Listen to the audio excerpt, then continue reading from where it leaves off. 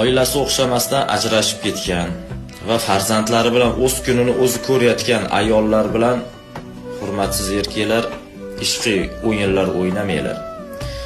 Chunki uni ona ekanligi esingizda tursin har doim. U ona u.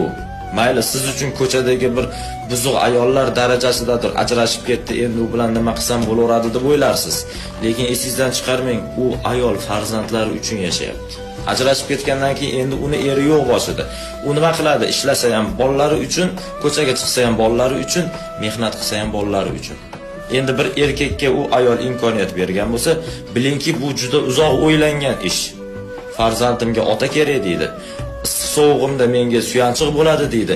Menga himoyachi bo'ladi yolg'iz ayol boshimga deydi. Mana shu narsalarni o'ylab chiqib, u bir erkakka ishonch bildiradi-da, u erkak zoti nima qiladi keyin? Yarim yo'lda tashlab ketadi. Bu juda xunuk narsa bu.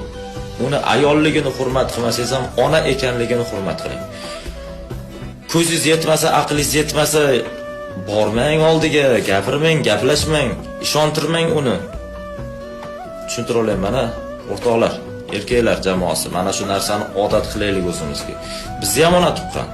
Biz ham bir ayol sababli shu yorug' dunyoni ko'rdik. U ham onasini emsin. Mayli, xo'p, siz o'ylagandaqa buzuq ayollar darajasidadir. Lekin ona ekanligini, farzandlari uchun yashayotganini ozgina inobatga olib, hayotiga kirib keldingizmi, endi chiqib ketishdan ozgina uyaling. Shunchaki chiqib ketishdan uyaling. Gap ta'sir qiladimi yo'qmi bilmadim-u. Nimagadir gapirdim.